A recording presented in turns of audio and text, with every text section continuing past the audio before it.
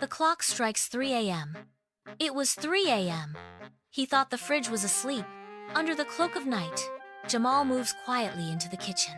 He pauses, his eyes darting around to ensure he is alone. In the quiet kitchen, Jamal opens the refrigerator, his face illuminated by a soft glow. A chocolate cake sits temptingly on a plate, silently beckoning him. A mischievous grin spreading across Jamal's face as he reaches for the cake. A voice booms from the fridge. "Put that back, fatty!" Jamal screams, the plate shattering as it slips from his grasp. The fridge door slams shut. "You've had enough, Jamal."